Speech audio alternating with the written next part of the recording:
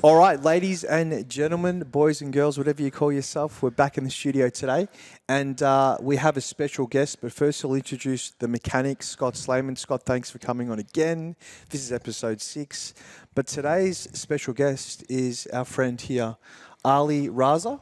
Thank you, Johnny. Thank you, Scotty, for having me here. It's a vibe. So, Ali's our first guest. He is. What an honour. Thanks so much for being on. Big round of applause for Ali. Thank you very much, my friend. Thank you, my friend. Now, we wanted to have Ali on because Because I'm never home. he's never home. Thank you. He's helping out with the clothes. He makes them look good. Ali's got a great rig. And actually, Ali's where I want to be. He's actually a pro. And I thought, hey, let's get him on an episode here and ask some questions and get you involved too, because you're really involved in this lifestyle that Scotty and myself are in. It all just aligns well. And you're a fun, likeable guy. Like, you're a funny dude, right? So I thought, let's have him on the podcast. And Scotty said we have to. So we'll do a bit of an introduction for yourself. For the people that may not know you, who follow myself or Scott, bit of introduction about you. But I've got some notes here, right? Yeah, go for it. So Ali, firstly, how long have you been competing for? So I started competing, not a lot of people know this. I started competing back in 2015. And how I got into competing was Josh, Big Josh. I wouldn't spell his last name. Leonardowitz. All right, there you go, Such guys. a nice guy too, Josh. Yeah. He's cool. He's such a nice guy. He came up to me randomly at the gym and he goes, when are we seeing you on stage? And me getting all excited, knowing nothing about stage, show was next week. And I'm like, all right. I registered for the com, not even knowing what novice and open categories were. Wow. Yeah. One day before the show, I had to quickly shave my body, and I didn't even book a tan, so I had to do it on the day. And then I jumped on stage. I'm like, did not know how to pose, nothing at all. But when I was backstage, I saw potential in myself. I'm like, man, I could have beaten these guys because I had the structure and all that. Then I'm like, I placed dead last. And, I was still in a learning phase. Now, you got to know if someone competing for the first time, not with the right mentor, you have this bad attitude of not admitting that you lost. And I'm like, I made a post on social media, I don't know what the judges were looking for, like most people do, instead of taking the blame myself. And then I'm like, all right, I want to compete. But then it was next year, 2016. 2016, I did my second show. And then I came back from vacation. I went overseas to Pakistan. I came back from vacation. I had 3 weeks. I pulled off a diet plan off Google. And it was a keto diet. I had no clue what macros, nothing whatsoever. And I dieted, and back then... Keto. Keto, yeah, bro. So I told, everyone that this is going to be my last show. I just want to give it a go. And I want to stop doing everything and just focus, on life and having a kid and all that, having a family. And then I'm like, this is my last show. What worse can happen? I hopped on stage at the Arnold Classic in 2016. And novice, I got 4th. But died in 3 weeks. But still, I stopped competing. I stopped even training. And then, I went to... And then I'm like, I was going to have my son. And then I'm like, all right, an awesome assist. I got to give this another crack. One more time. Yeah, I walked into my coach back then, Scott Goebel's office. The first time I ever had a coach, I walked into his office. I'm like, hey, I need to get top 6. I need top 6. Do you think I can get it? The first words were, you were made for this. When he saw my structure, I'm like, okay, well. 3 months working with him. I'll go up to a show, and there were people competing against me that I've been following and hitting them on Instagram and messaging them. I still have the messages. Sometimes I just have to have a look at it. You're my idol. I need to learn posing from you and this and that. Some of them never replied either. I was competing against all these people. I went up on stage, 2017, March. I still remember, novice. They called top 3. I'm like, wow, I'm in the top 3. My day's made. I can go home now. Then on 3rd position, then on 2nd. I won the novice. Yeah. Yeah. I'm like, ooh. I went on the open class and all that. When I came to the open, I had so much confidence. I was enjoying myself on stage, not worried about how I'm going to go, nothing at all. They called the top 3. I was in the top 3 in the open as well, competing against people I always looked up to. They announced number 3, and I got number 2. I got 2nd in the open, 1st in novice. I was so of the place, man. I just couldn't believe it. I went backstage. There were some guys who were like, we had you winning. I'm like, don't even start. Don't worry about it. If you only knew I came up with the mindset that I'm going to get a top 6. After that, the rest was history. Just kept competing from Just there. kept competing from there. There was a time, like after that show, everyone, when you win a big show like that, it gets to your head. It got to my head back then. Then the next show that I did, I was competing against people, and I was just, my coach kept telling me, Ali, pull it back, take it easy. Because I wasn't putting as much effort. I'm like, oh, yeah, I'm going to win, and all that, yeah. 2017 October, I competed. I was getting my tan done. I remember Reef used to compete with me back then, and this guy, we took our tops off 2 days out of the show. I knew I was going to lose. Yeah. No way I'm beating this guy. Same thing happened. I placed third. And then back then they had Aussie Mizzles on radio. And Tony Doherty used to talk about placings and all that. As soon as they whip out top 3 in the open, he straight on jumped to me and he goes, that guy Ali there, it was 95%. If it was 100%, he would have won. He's got everything there. And that, I just kept replaying that Tony Doherty's words in my head. Message. I even sent it to my dad. Look what Tony Doherty had to say about me. And that. Was your conditioning you needed? Yeah. Yeah. Yeah, because I was soft. Yeah. I didn't put much effort. And then I'm like, man, I am going to do this. Next year, I went overseas. I came back. Now, this was the most important year of my life, 2018. I came back and I'm like, you know what? Did not post anything on social media. I was not big on social media, nothing at all. Back then, no one knew me as much. Did not post nothing, had no pressure of the prep. I was prepping secretly. On the day of the show, I still had that post on my Instagram. I posted the number of my tag. People were cut at me for not informing that I wasn't competing. I had my number, and I put up a picture. I won the overall weeks. That year, I went against Carlton Lot and lost the pro card by 1 point. That was the most important year. And then, Wow. Yeah. That was, And what year did you get your pro card? Next year. The following year. Yeah. Yeah. was it 2019? 19, yeah. So you've been competing since 2015. Yeah. You know what's funny? Just touching on that. This came up in my Facebook reminders today. I did my comp 10 years ago today. Wow. That was me 10 years ago. Look at that. See it? Back then? Oh. It's when I first competed. See that? Whoa. Back in the day. Man, you're in better condition right now. yeah. Walks around in better Looks, condition. yeah. So much improvement. Yeah. Keep going with the questions, Ali. So, Yeah. so competing for since 2015, you turned pro in 2019. Now you're prepping now for a show, right? Yeah. Do you want to talk about the show you're prepping for and anything you're finding good about the prep and anything you're sort of struggling with? I'm not, honestly, I'm not struggling with nothing. If anything, I want to struggle more. And I keep telling Scotty, I want to struggle more. The mindset is so strong this time. I got everything aligned and I got no pressure. That's the thing. People create pressure in their head. I have no pressure. Absolutely, I am better than what I was last time. And that was my goal, to be better than what I was last time. I do not have the pressure or people's expectations saying, oh, you have to win, you're going to win. No, I don't think about that. No one has to think about that. You just want to beat yourself and be better than last time. So yeah, when it comes to pressure, I don't have pressure. I take pressure and handle pressure very well. Yeah. And you're a pro now. Can I touch on the show is compete? Do you want to talk about that quickly, Scotty? So we're actually 1 week out, 1 week and 1 day out from the San Diego Pressure. Pro. No, there's pressure. No, you're fine, man. Yeah. And San Diego Pro. So how soon you flying out in a couple of days? I'm flying on Wednesday morning. Yep. Okay. Mm-hmm. Yeah. So we're shooting this on the Friday. Yep. And then the following week is the Texas Pro. Yeah. So 1 week between those two shows. So we're ready. So only pros can compete in these shows, correct? This is a pro Yeah, pressure. pro show. The winner qualifies for the Olympia. Yep. So only one spot there. And Men's Physique is stacked now. You know, they're the Is that the most competitive division? It might have to be, right? In men's, yeah. Men's Physique is Classic. generally the largest categories right now. In terms of numbers, yeah. In terms of numbers, yeah, it's crazy. And you know, the judging's a bit subjective. You know, they've changed the criteria a little bit recently. Yeah, look, I would like to address that and correct that. The criteria stays the same, and I spoke to Bev at the seminar. She's like, the criteria never changes. It's just that they're going for. So what happens is they still want the same thing, but they're just marking down if your arms are too big or you're too way out of proportion. And this is coming from Bev, who's Steve Weinberg's missus, that asked the same question and at the seminar that has the criteria changed. The criteria never changes.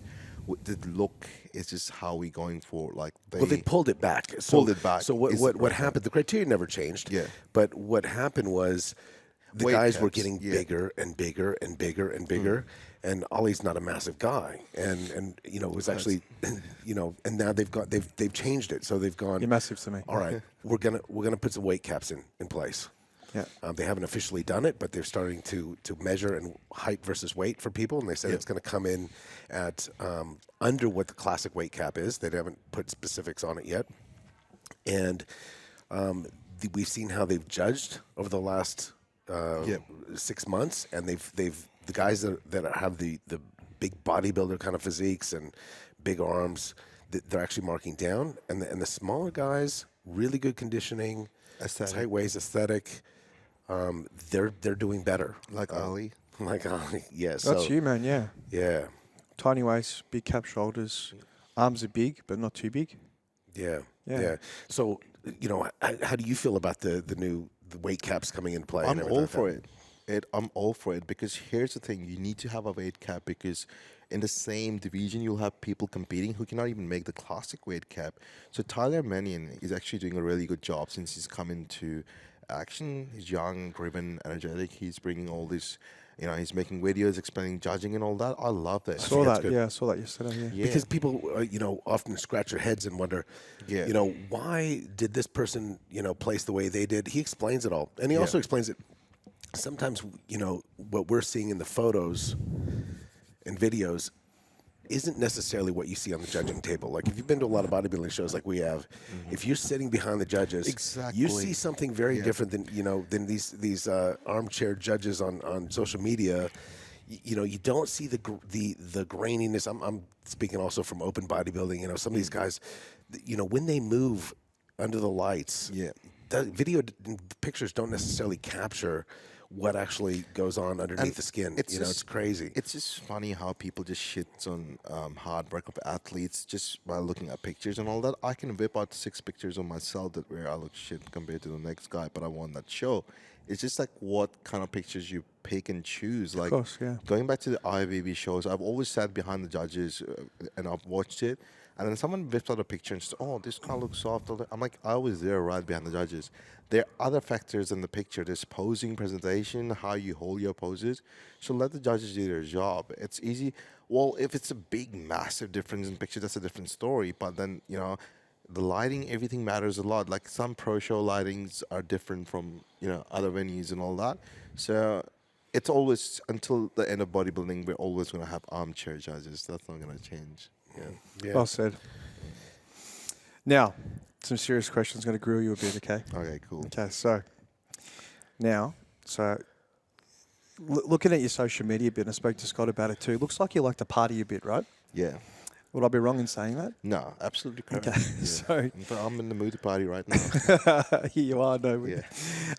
So how do you manage that? And tell me a little bit more about that. And Scotty, how do you feel about that? Well, I'll let Ollie explain a answer little first, bit yeah. about the scenario he does that, because I was very misinformed when I first saw that as well. You know, so when he came to me, I saw what he was doing, and I'm like, that's not going to work. You know, this is good. We got to pull things in. But I'll let Ollie explain to how he manages it. Well, go ahead, Ollie. So, like I say, all right, before I even begin with this, I don't encourage anyone to do that because there's only 1% of the people who have the willpower, the mindset, and, you know, the drive to do this thing, because a lot of people will slip away from the position that I'm in. I know when I go out this time, I have to leave. I even have meals in my car. Like I have a protein shake. If I haven't had any food in 3 hours, I'll pull out a protein shake and have it. Yeah. And it's like, all right, it's been 2 hours since I had my last meal. Time to go home. I'm switched on. Even the party's cracking and everything's going off. I know what I'm doing, and I'll leave straight away. And now here's the thing: it is very tempting, but I love the challenge of, you know, the temptations is right in front of me. Can I control it? If I can't, I don't deserve to be a pro. I need to go back to being an amateur and try to earn the pro status. It's not just about a pro card. It's about the mentality you have.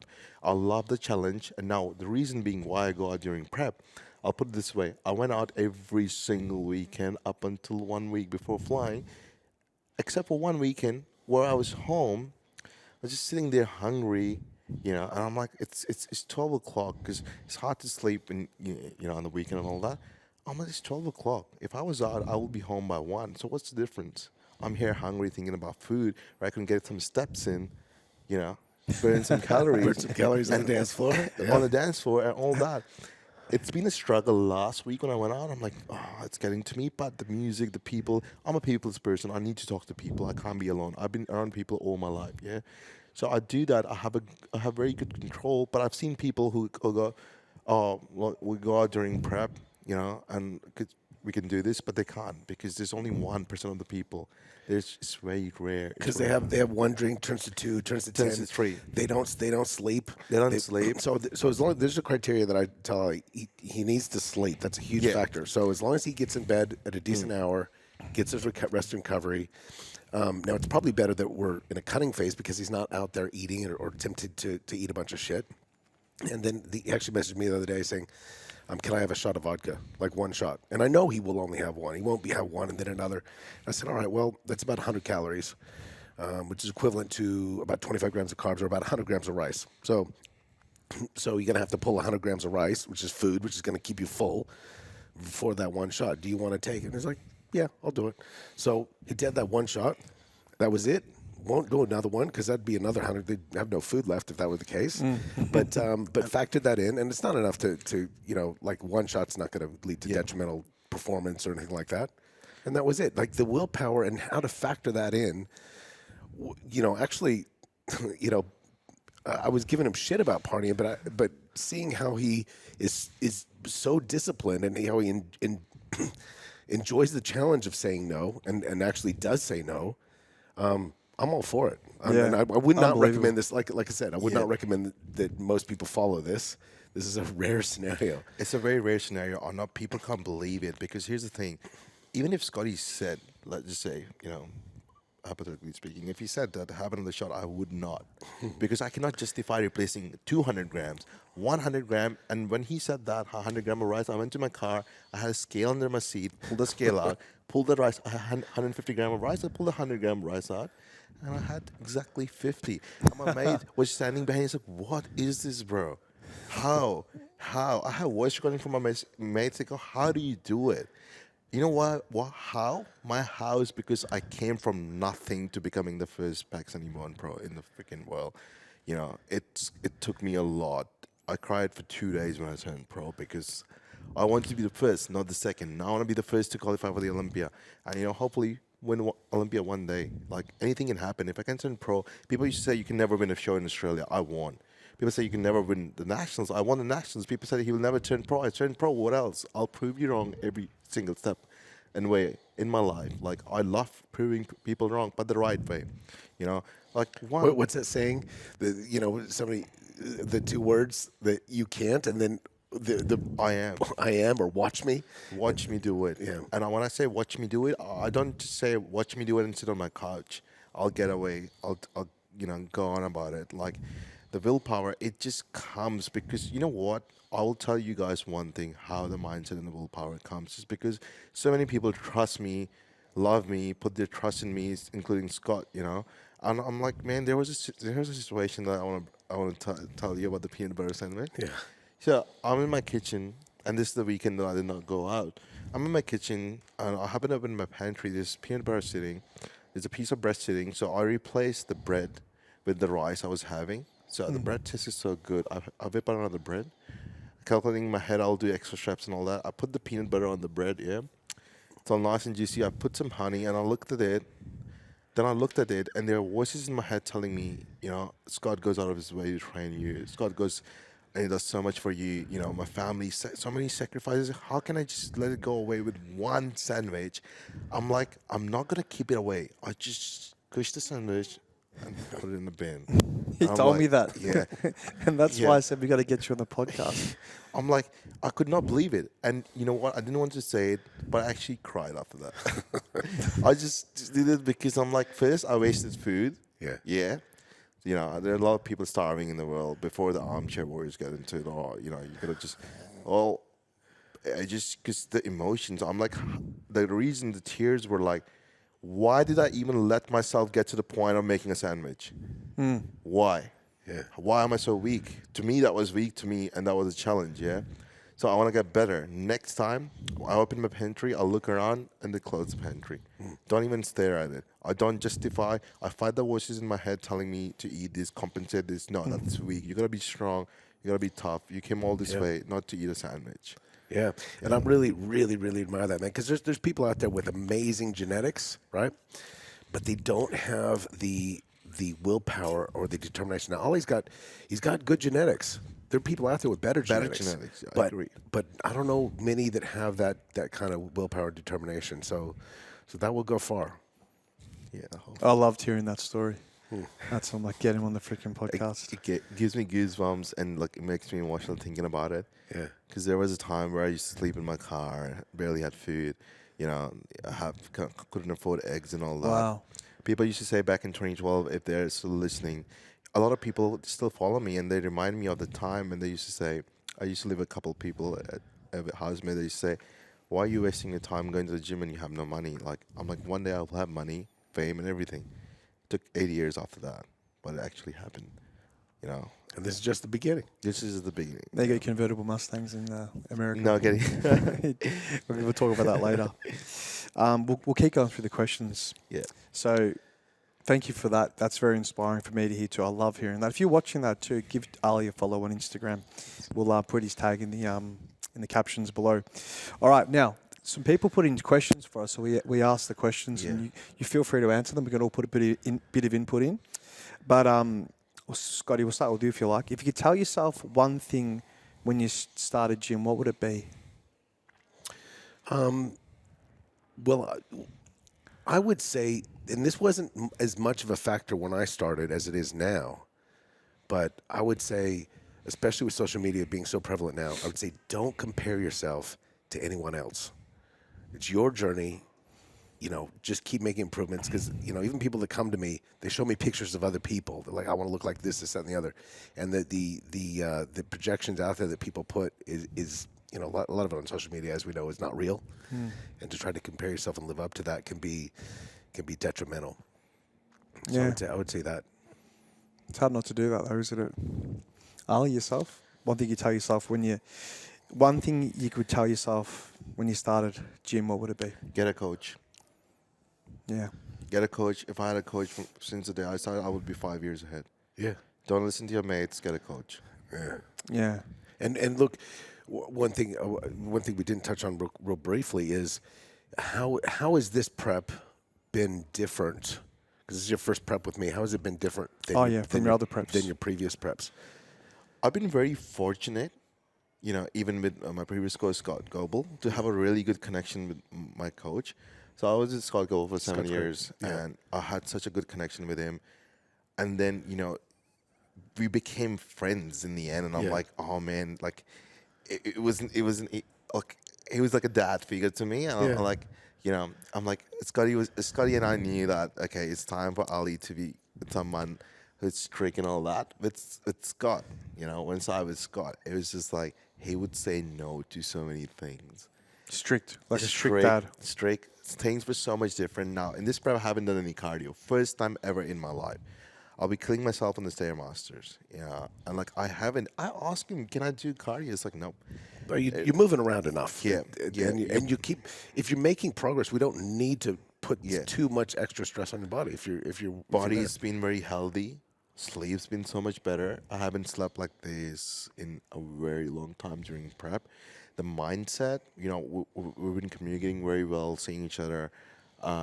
And then just the compounds I couldn't believe, like, my body can respond so well and so less. And less is more. And now, going back to my previous coach, if he would tell me less is more, I probably wouldn't listen. Because we had that kind of connection. Yeah. But when he said, I'm like, you know what? I'm actually going to listen. I'm going to follow the plan. I'm like, damn. When I tell people what compounds I'm basically taking, they're like, no, that can't be true. They're like, is that in a day? I'm like, no, that's in a week. That's in a week. And like, I would say this on camera. I messaged Scott. I'm like, hey, Scotty, listen, can we just increase something? He's like, nope. I'm like, wow, you know? But you know what? So much better. I think that contributes to sleeping better as well. Less toxicity. Yeah. Saying, you know, saying no to a lot of things, you know. approach was a bit different, and I like the training style and all that. I've learned so much about training as well. 'Cause training with Scotty, I drive an hour and a half just to train with Scotty because I get to learn so much. Like, I would be dreading now to just train alone by myself. I'm like, shit, I don't have anyone to push me. All these factors added up, and this is the best shape I've ever been in my life. Yeah. Super proud of you, brother. And we're starting with a bit of fun in those sessions. I've been lucky enough to join a couple of your last ones. I was away last week. It's a bit of fun too. Yeah, most they're definitely. hard. They're hard sessions. So here's the thing: Scott knows when to have fun, and he'll tell you get on your set. Yeah. It's like, yeah. Hurry up. Yeah, hurry up. Sometimes we're talking too much. Yeah. Johnny, hurry up. You're late. So one thing you tell yourself is get a coach. Mine would be probably the same, to get a coach too. But in the whole totality of the fitness thing, I enjoyed the journey of learning. It's the special thing is if you knew it all from the start, it wouldn't be so enjoyable. You have to learn and experience, certain things. Yeah. It's more rewarding when you go out and find it and do the hard work to get there. I've enjoyed my journey and making a lot of mistakes over the years. Yeah, That's the absolutely. special part about it. I made countless mistakes. Oh Yeah, my yeah. goodness. I wouldn't change a thing. It's all a learning process, Yeah, that's the special thing about it too. Yeah. And some people might not be able to afford a coach yet. That's why we put as much information out as we can there's now a, too. there's a I lot would of also- information out there now. I would touch on that as well, Johnny. Like some people, when they say they couldn't afford a coach and all that, I used to work in a business shop, make $500-$600 a week, and I used to pay my coach. You made it a priority. I made it the priority because I knew it was gonna pay off. It will make me work harder, and it paid off. In the end, like it's just like, look, it's coaching. If you look at it, it's not as expensive as your daily expenses. Say if someone's charging you $100 or $150 a week, I can bet I can whip out your Uber Eats and you'll spend more money weekly on that. You just can't justify it because you're so much used to free information on the internet. Why should I pay? My mate can tell me who looks half decent because of his genetics and, compound use or whatever. And you go, oh, he looks good. He must know his shit. No. But I started having a coach when I was 22. I've had a coach I've always been coached. You got to have the right coach, All dude. the time, yeah. It's very important to have a right coach. Look, some coaches Yeah. work for some people and some don't. Yeah. It doesn't mean that coach is bad. It's just that you could work together, have some respect, move on to the next one. If a client comes to me and talks about its previous coach, talks shit, I'm like, you're going to talk shit about me when you move to the next coach? Nah, I'm not interested. Yeah. I like it when people come from other coaches because we've already kind of figured out what works well and what could be better, and the success leaves clues. So if they've done things right, I want to know about it. I don't diss any scenarios that's worked. So Yeah, true. Absolutely. All right, boys, next question, if you don't mind. All right. One for both of you. Can I get leaner and put on muscle at the same time? I'll field that one first. There are a couple scenarios where that can happen. One would be maybe when you first start training. Never trained before, first start training with weights. Your body's going to recomp quite nicely. Another scenario could be when you first, if I'm not suggesting that you do, if somebody first starts taking PEDs, that can happen, or if they haven't for a while and Get back on. resume. Yeah. But generally, you need to pick a goal. Most people come to me and I say, "What do you want to achieve?" I want to grow and I want to get shredded. I'm like, okay, we'll pick. Everyone's goal. Please pick one. This is why bodybuilders, this is why pros like Ali have an off season, because we're choosing one at a time. In the off season, we're in a surplus of calories. We're trying to put on muscle tissue. We're not going to be crispy lean, right? And then when we are trying to get lean for a show, we're going to be in a deficit. Probably not going to be growing muscle. The goal is to hold on to as much muscle as humanly possible while getting leaner. Now, Ollie's done everything so right. He hasn't lost a bit of muscle. Hasn't lost a bit of strength. So we've done everything right. So Yeah, he's still strong. yeah, very strong. Even stronger than me on chest. And I thought, my chest dominates. But yeah, you showed me up the other day. Yeah. Do you agree with that? Yeah. Yeah. So I would like to touch on that as well. Look, here's the thing. Yeah, I'll put it this way: when you peel a mango, if you're an expert, when you're an expert, you don't get the actual fruit with the skin. Yeah. You peel it nicely, just the skin. When you're not an expert, you peel it, and then you get the fruit as well. You take big chunks of fruit as well. That's how when you get leaner for a show, you lose some muscles if you don't do it properly. It's a good way to look at Good it. analogy. I like that. Yeah, you lose some muscles. If you know what you're doing, you'll peel it properly and you don't lose muscle tissues. This is how I see it. You cannot grow in a deficit. I don't think you can grow in a deficit. You need to have a slight surplus. Not, a lot of people go, "Oh, I look bigger." Yeah, because you're leaner. You look bigger. You're more fuller. Your muscles.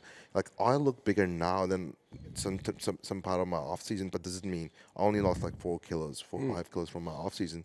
So that's my analogy and how I see it. You need to be like Scotty said, lose. You need to protect as much muscle tissues as you can while cutting. That's the goal. A bad coach would, I've seen a lot of coaches get them peeled, stringy and all that, but he's not peeling the mango right. Ripping it apart. So here's the thing: peel the mango right. That's the trick. You got to peel the mango right. Love it. I like that. I love mangoes too. My stomach. I agree with both of you as well. Love it. Okay, next question. How many years does it take to be able to compete naturally? And there's a second part to this question is how long does it take to reach your natural potential? The first part, how long does it take to be able to compete naturally? We can compete anytime you want. Yeah, I mean, some people. There's no rules. Some people could compete within the first year of training. You know, Mm-hmm. I think too many people want. They set out that I'm not going to get on stage till I know I'm going to win. Well, you're never going to know if you're going to win. Yeah. So I think it's a good idea, even like you did, just step on stage. Yeah. I think that you should try to be your very best. So at the end of the day, your goal to be on stage is to be the best you've ever been, ever, right? And there's your starting point. And you get your judges' feedback. You see the photos. You see what you look like. Low body fat, and then it's like a sculpture. It's like a work of art. Then you go, okay, You chip away at it. I'm going to go back and improve what body parts, better condition, better posing, and that's the fun part about it is making that progress. Yeah, well said. Well, look, the reason why I cannot answer this question is because I made the wrong choice. I think I could have pushed like a couple of years more naturally, properly. And when I was training naturally, I generally had a good chest and shoulder. People used to say, "Oh, you're in gear." I'm like, you know what? Might as well try it. And then I got, sucked into talking to people who were actually taking gear, and I was young and all that. I think I could have pushed like 3-4 years naturally. Get a coach who can help you push naturally, and you're like, okay, I've plateaued, and now I'm ready to. And if you're not adding a certain amount of muscle mass a year, maybe then give it a go. Check your blood levels, see if you've done everything right for as long as you can, then stick naturally. 100%. Also depends on the federation goals as well. If you're planning on hopping to IFBB, eventually you'll have to. I know a lot of people who turn pro naturally. One freak that I've coached and Scotty coaches now is Fabrizio. Yes. People never believed me he was natural. I'm like, bro, do you know when he first jumped on gear, he put on like 10, 15 kilos. That's when you know someone was natural. Yeah. And on minimum dosages as well. You look at the guys like Kai Green and Ronnie Coleman who were already freaks, and then they hopped on and like, okay, there's a genetic component to that. Incredible. I agree with both of you. Both right. I think everybody should do their first show naturally and see how far they can push it. Yeah. And the second part to that question is how long does it take to reach your natural potential? No How long is a piece of string? I mean, until you start sort of. I mean, it gets to a certain age where you diminish, like after your mid-40s or 40s or whatever it is, you're not really going to get better or bigger. It's very difficult. But you can continue making improvements for many years naturally. You don't have to ever They're jump going to on. be small. They're going to be small. Exactly. It depends on the magnitude of the improvement.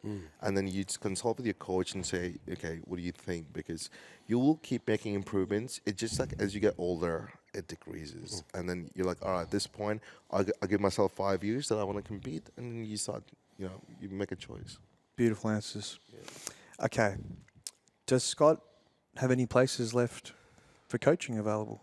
Someone's asked. Well, there's a small wait at the moment, but I'm selective.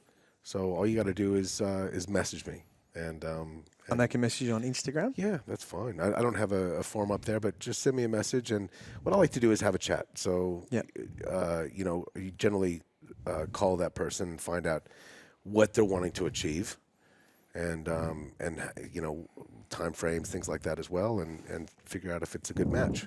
And on that, majority, you're coaching as well, aren't you, right? Yeah. So if Ali wants coaching too, hit up Ali. You do online and in person and posing coaching as well. Yeah, I've been teaching posing since 2017.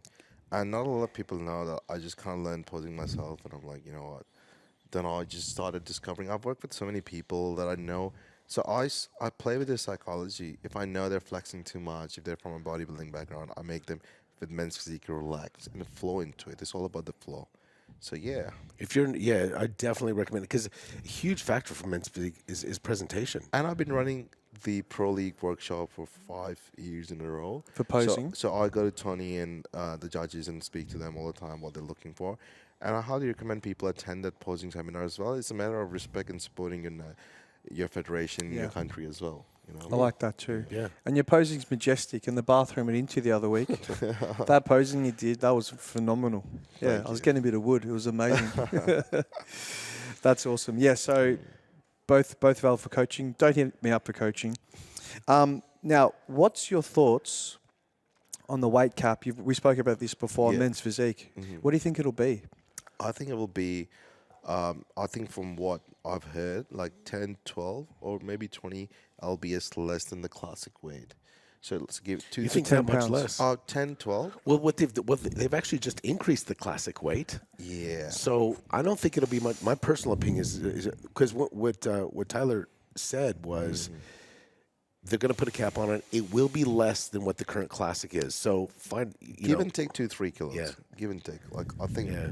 it wouldn't be a massive difference, but you never know because they might, they're want the aesthetic look back, and Yeah. I'm all for it. But yeah, Yeah. So at the moment, I'll cut you off, sorry. Well, I was going to say that they've just made some revisions to the men's classic because the real tall guys over 6 foot were advantaged to being able to have quite a bit more weight than the shorter guys. So shorter guys, like for example, I think for my height, if I was going to be in classic, I'd be 70 something. Like it was quite low, and whereas somebody over 6 foot could be 100 and something kilos on stage. So so they've actually brought it up a little bit more evenly. So Yeah. they've given the shorter guys more.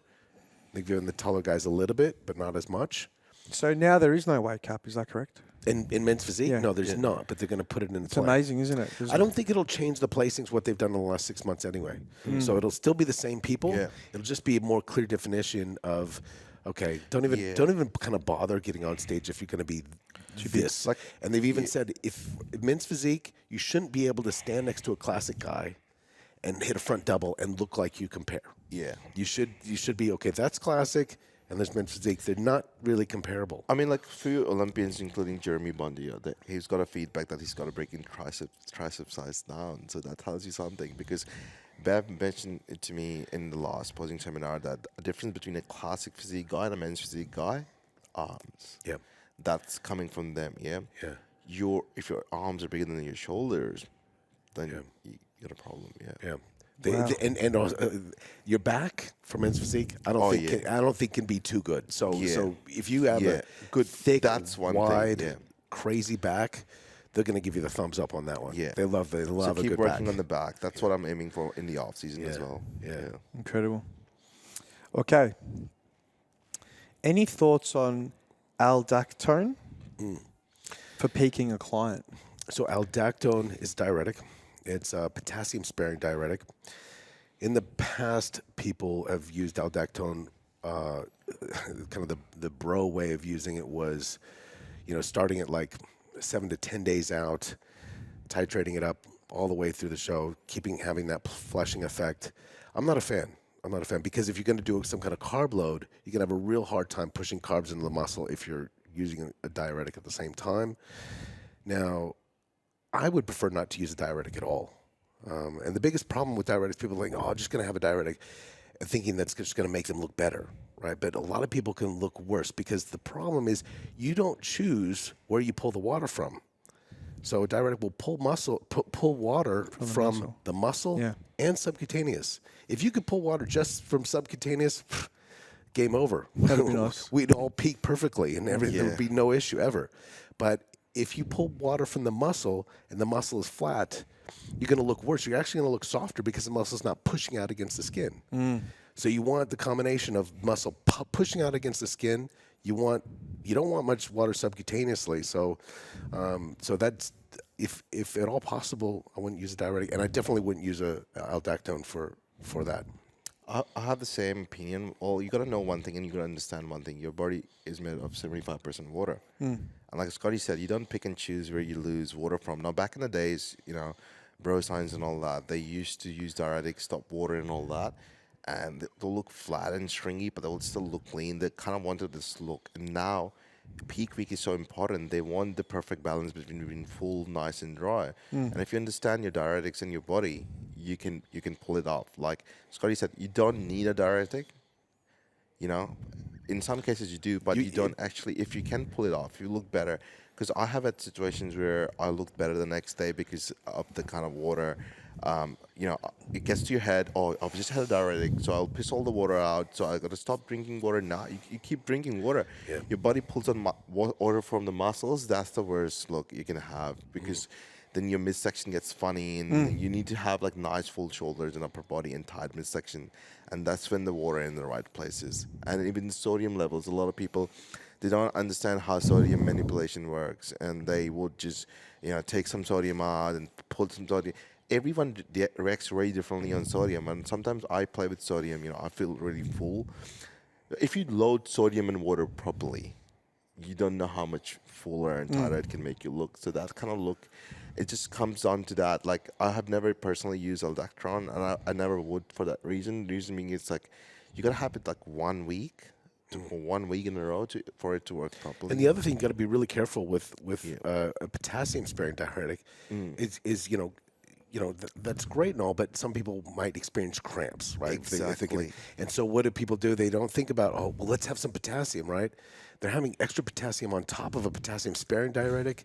That could lead to different electrical impulses in your heart, and people have been known to have some heart issues due to massive electrolyte imbalances. Scary shit.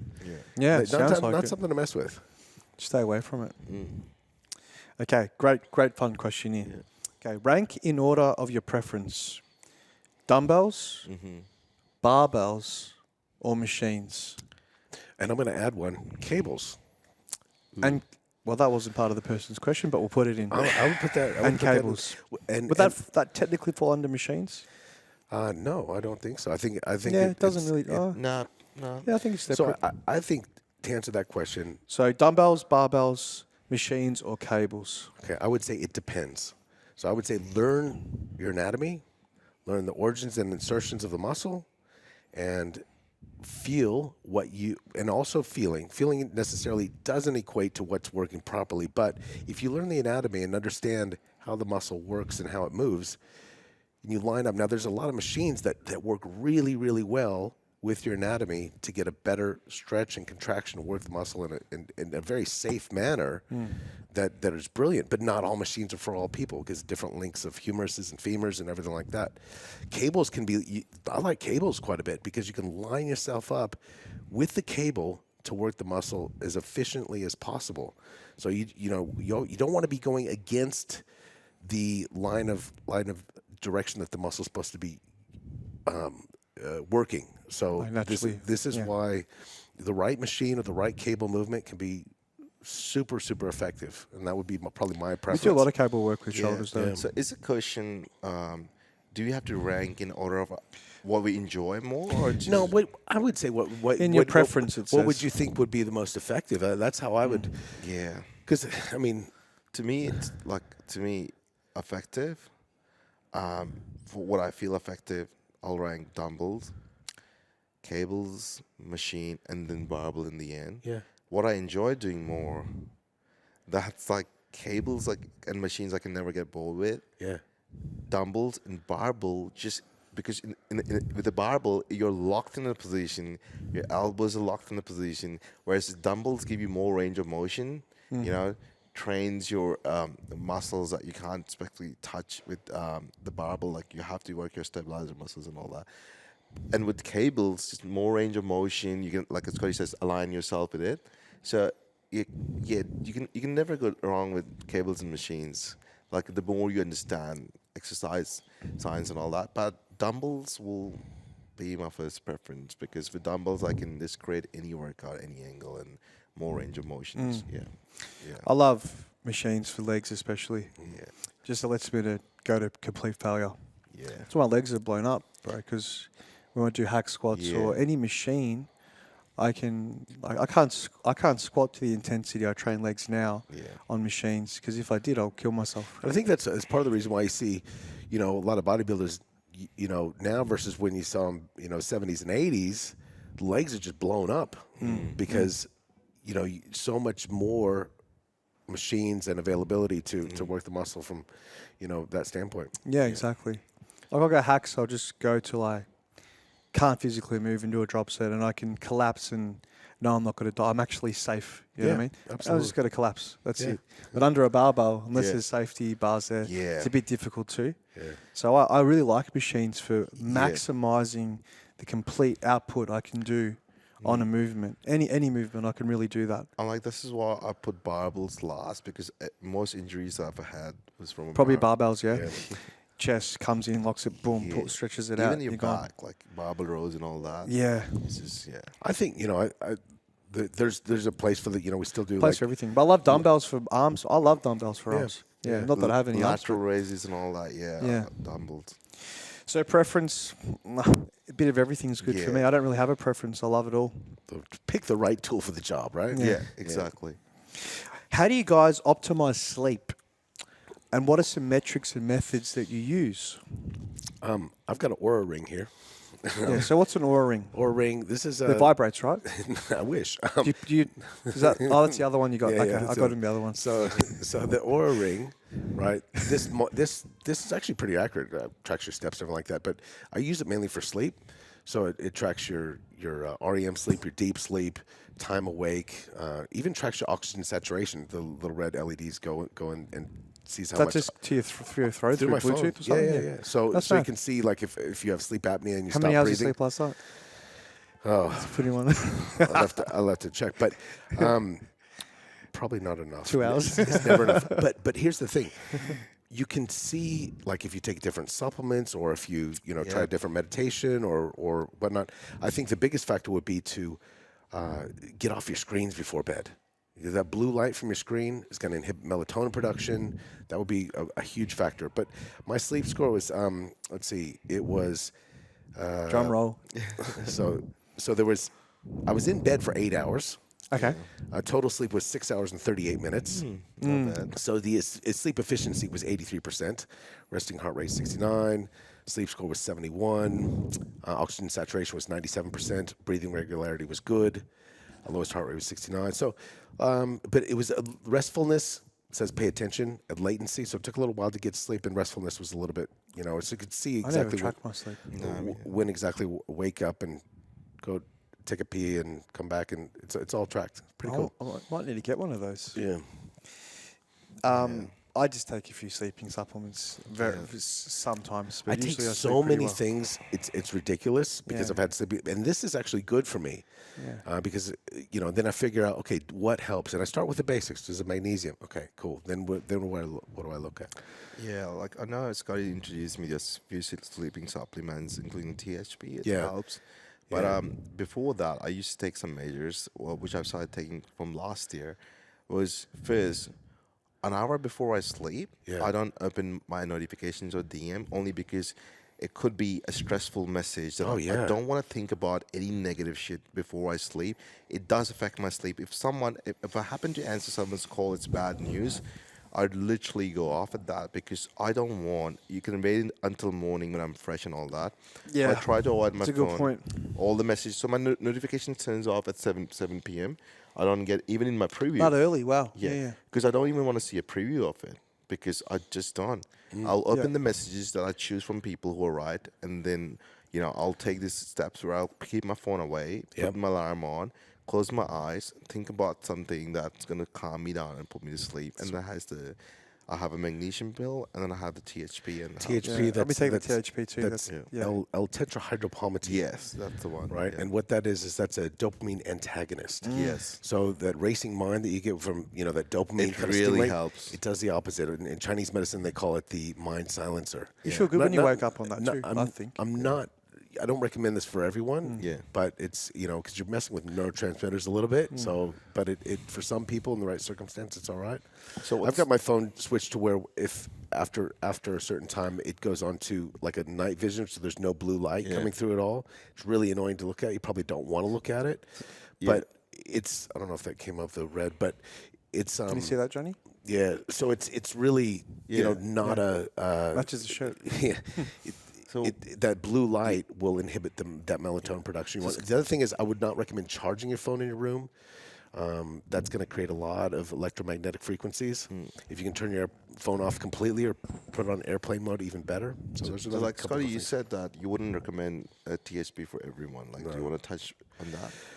Well, look, this would be one of those things where if somebody has this racing mind, or they're getting up, the thoughts are going, and they've tried everything. They've tried the breathing meditations. They've tried things like that as well. You could use a little bit to inhibit that dopamine production. So yeah, like what? So if you were to say if a person just going to bed to wake up to go to work and doesn't even train, and something to help him sleep, would you recommend to a person who doesn't go to the gym? I know a lot of people have trouble sleeping. yeah. Would you recommend? Well, first of all, I would say sleeping environment first. So, room very dark, cool room. Again, shut the Wi-Fi off and all that kind of stuff. And then blue light inhibition, like keep the blue lights up, keep the bright lights down. Like if they've done all that, would you recommend them THP? Blue light blockers. First of all, I'd probably go something a little bit more basic and natural is probably the magnesium. Yeah. And there's a specific form of magnesium that magnesium threonate that's been shown to cross the blood-brain barrier. And interacts with GABA receptors and helps with that kind of relaxation. Okay. Then I might recommend something like theanine, an amino acid that just helps calm things down. Yeah. And then we look at is there an issue of getting to sleep or staying asleep? If it's getting to sleep, a little bit of melatonin or some GABA or something like that. If it's staying asleep, then we'll look at some of these other things like the THP and stuff like that. Yeah. Cool. No Xannies. Yeah. What's the next question? All right. We're right on an hour now. So this is the last question, and it's just more of a general question for all of us. So Ali, did you go to uni, or did you study before you got into your bodybuilding? Yes, of What course. did you So do? here's a funny thing. People got to know this side of this party was as well. I was a scholarship student. I was a really good student back in the days because my family was very big on studies. So, when I did my O levels and A levels back in Saudi Arabia, I was actually really good. In fact, until this day, like my siblings they all got their bachelors and all that, but no one scored more than me in their high school. So I still hold that record, and I only studied a month before the exam. So You're just a genius. I just if I want to do something, if you ask my mom knows me more than anything, and she goes, I locked myself in the room for a month like a maniac, ate in the room and studied and got the grades because my dad promised me a car. Because I wanted something. This is why I believe, and if I really want something, I can do it. And then I came to Australia to study engineering from Deakin. Yeah, this is the funniest story ever. So I was doing engineering in Deakin in Geelong, and then I did a year. The first semester, I got HD, and all that. And I was doing really good up until I used to rock up late to uni. And my professor, he asked me, what's the goal? I'm like, I need to have extra sleep because I train. He goes, this is not what you love doing. You have to do something else. You're not into engineering. And I wasn't. I was only doing it for my family. And because it was so expensive and all that. And I just wasn't enjoying it. I was dreading waking up and going for it and struggling to pay fees and everything. And I just one day decided to leave. And then, I took a different turn. And then when I got into fitness, I did my diploma, advanced diploma for nutrition, did my certificate 3 and 4. Personal training, and then I just kept reading and reading more about it. I think the more you learn, the better it is. Like even with Scotty, I've learned so much from him. I've learned more from people, to be honest, and their experiences than I've learned from anything. Uni was just there to feed me the basics, and then you have to just upgrade your knowledge all the time.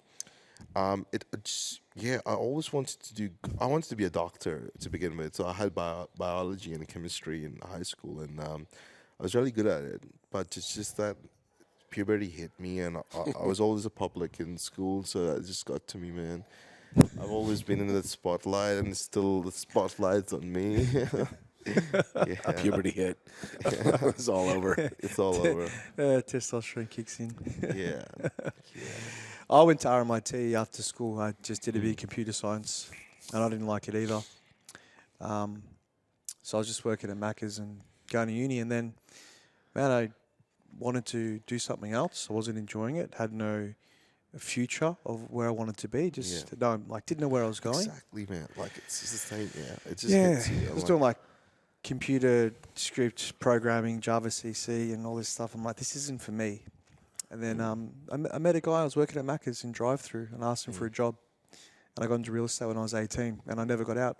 That's cool. So 15 years. Yeah, it was the best thing that happened to me. That's because cool, man. the real estate gives me a lot of flexibility. Most Yeah. people, I'm here. I can do a podcast, and I can duck out for a couple hours. Yeah. Work, from my phone. I was You're- in Thailand last You week. have the worked from my balance. phone. You're enjoying your life. You're enjoying Yeah. training. It's very, very good. Beautiful. But it took me 7 years to start learning it That's properly. the thing. So that was my apprenticeship for 7 That's- years. Like, listen to Johnny, guys. Yeah. Like, it's not like what you see him doing right now. Oh, he's got a cool lifestyle. I'll get into real estate. Oh, Yeah. he's got a cool lifestyle. I'll get into Takes coaching. years. It takes years. I did not make a single dollar until 2020. I was paying off my loan for my uni fees and all that until 2020. Yeah, yeah. And then COVID hit. I only started making money 2 years ago. But then I had the patience and I knew I was going to do it. But a lot of people fail too, so don't be me. I just love taking risk because I didn't have as much responsibilities because my family back overseas were well off. So I'm like, I'm living for myself. Yeah. A lot of people, students who come here, they have responsibilities and all that. So your priority should be your family and your income, and then you take chances. Start this as a side hustle and see where you go. Yeah. Exactly right. Scotty? Shit, man. I've been doing this for a while. So I got certified as a trainer back in 92. Ooh. So that's I was born in 91. so that's a long time ago. Yeah. I went to a technical college where we did the 800 hours of classroom hours. Fuck. And this was, like going. a lot of hours, This was bro. doing blood pressure, skin folds, you name it, getting ready to do 800 hours. certified through American Council on Exercise, studied, National Academy of Sports Medicine, studies, did all that, did internships for gyms Yeah. before I even, would have to work for free, before I even got to the gym floor. And then I started working on at Gold's Gym in Seattle on the gym floor, training people. So that's, done a lot of It shows, the experience shows. yeah, like, and look up, and I just continue to learn. I haven't stopped. He's always learning. he's yeah. always, started on the- I know. On the way here, I was listening to Dr. Scott Stevenson talk about reverse dieting after shows and That's what I body love. recomposition, things like that. And I'm thinking, okay, I'm any chance I can learn, I'm there. You have to always keep And learning. that's what I love about Scotty. Here's the thing, even his stories, if you want to follow an actual Instagram account that's full of knowledge and fitness, that's Scotty's account. Like Johnny and I have accounts, but we're all over the place. But it's just one account. If you go through his reels, so much knowledge, the way you speak about it and all that. Like I remember when I met you for the first time, and when I spoke to Scotty over the phone about coaching, I was sold in 5 minutes. Just a couple of things you said about the approach and all that. I'm like, you know what? Yeah, the knowledge is there, and you got to respect and admire the knowledge. Thanks, man. Still learning. And I hope to share, what I learned, what I experienced. I'm learning from you. Yeah. Is the thing. I'm learning so much from you. Like things, guys. Last month was the first time I ever learned how to contract my biceps properly. So if you think you know what you're doing, you don't, because That's a things- big call, yeah? Coming Yeah. from a pro. Exactly. And I have met a guy, his name was Vince. He learned how to do shoulders properly with me after 15 or 20 years of training.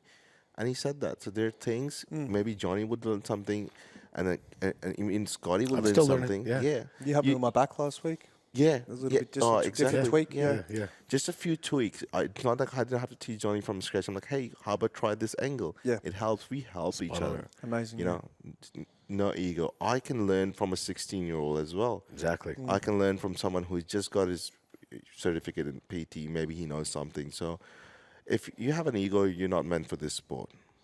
No. Yeah, and that's where people There's go plenty wrong. out there. Oh, yeah. That's where I think people go wrong in the gym, this sport, because it's a very egocentric, lifestyle. Yeah, It's- once you drop that, you will get so far ahead. Because I've learnt most from training with multiple people Yeah. over the years. All these people, I just learn new things. Yeah. It's the best way to be, and you have to. We love it. It's yeah. So like, I would like to add one question. I'll ask both of you. Yeah. Go for it. Go for it. What do you think about a lot of people that they want to get into bodybuilding and all that, and they're like, oh, there's no balance and it's a boring lifestyle and all that. What do you think in one half? Because I've seen people talk about this, and I want to like, oh, you can't have balance, you can't have this and that. So how do you say that? How do you see that?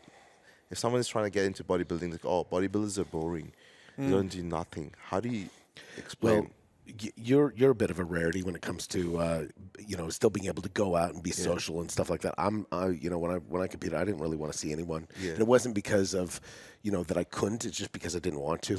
I'm kind of an introvert as is. Yeah. But if you're going to be at the top level of any sport or anything, it does get skewed towards not being able to have as much balance. If you've got people, in your corner helping you out, whether it be somebody helping you with your meals or helping you, with your training and taking the guesswork out of a lot of it, then that's definitely a benefit. So I do find it hard to have to be honest, a professional, you're probably one of the few that I see has the most balance that I've ever seen, and still don't fuck up on your diet. You don't, like you're still getting your sleep and you're going out. So you're actually more of an exception. I don't feel like many people can do that. Yeah. So What do you think, Johnny? Like, Depends on the individual a bit too. exactly. yeah. Because we're all bodybuilders. Everyone watching this is a bodybuilder to some degree. Yeah. And then there's levels to it too. But I think the people at the top, there isn't much balance. Exactly. So how I You're see it, You're very rare. yeah. Yeah. Even in my case, the balance is not 50-50, 70 and 30. You can never have a perfect balance. I would call a perfect balance if I was able to eat, drink, and do all that when I go outside. But I don't. So what you see, and I'm telling you guys, this is the first time ever in my life that I've been going out during my prep and I look the best. Just taking my cortisol level down and all that. So there's absolutely no balance. Like Scotty said, if you want to be on the top, Yeah. get out of your comfort zone. But my goal when I entered Men's Physique and my social media and everything, I want to attract as much people as I can to this industry and this sport, and showing them a lifestyle as close to they can get to a balanced lifestyle, but it's exactly not a balance. I want them to enjoy the process, enjoy the prep, fall in love with the process, not be forced, not think, okay, this is the last prep I'm doing. I don't feel like, okay, after my show I'm gonna smash all this food. I don't. Yeah. A lot of people do because they're suffering and putting themselves in that position. So I want to say, I wanted to change the mindset and what people think about bodybuilders in particular. So I wanted to be their social. I wanted to dress well, look good, talk good, and be this person and represent the sport and be a good ambassador for the sport in a way that they can see that, yes, this guy can do everything. Not all bodybuilders are egoistic, stuck up, intimidating, easy to talk with. Yeah. Well, I want to say one thing. You're coming out here to do this podcast on low food. This is the super, super lean. Very low energy. Yeah. And coming out like Some people won't do a podcast ever. 8 days out from a show, right? Yeah. And a lot of people wouldn't have the energy. I've seen so many people lose their jobs or quit their jobs, ruin relationships, everything in prep because poor me, I'm suffering, and they complain about the foods. Ali's like, no, bring it on. Do you want me to do more? I'm like, no, you don't. Like, rest. You don't. You're there. So I started work 5 in the morning and all that. It's just that I enjoy the suffering. Yeah. Because you know what? If it's easy, I don't want it. Yeah. I need if to it's easy, earn it. everybody would look. Amazing. You make it sound easy though. I want to earn it. Yeah. I want to earn it so that when I'm on stage, I know I've fought my demons, I've fought my temptations, and I'll come on top and made you guys proud. Yeah, amazing. Fantastic. We're very proud of you, brother. Thank you. Thanks Well, again. We've done an hour, so that'll wrap it up. Thanks for tuning in. Ali, thank you, my friend. Thank Appreciate you. it. Scotty, as always. Now, if you want, what's your Instagram tag? Ali Raza _IFBB Pro. That's Fantastic. very typical of a pro athlete. You know our details too. But look, we'll see you on the next podcast again. Ali, we might get you back on after the show or Sure. later on again. When I qualify for the Olympia, yes. Absolutely. Yeah. And guys, we hope you enjoyed another episode. Big thanks to Scott for all his wisdom and knowledge and help and making it enjoyable. And the team at Pivotal Conversations. And Johnny, big shout out to Johnny here. He just travelled around the world shooting for the Amazing Race. So he's getting free trips and meeting great people. So thanks, Johnny, because he makes it easy for us. We just walk in and get to film. So it's great. Yeah, thanks for that, Johnny. Appreciate it. And Thanks, Kyle buddy. too. Congrats on your kid, by the way. Awesome. See you guys.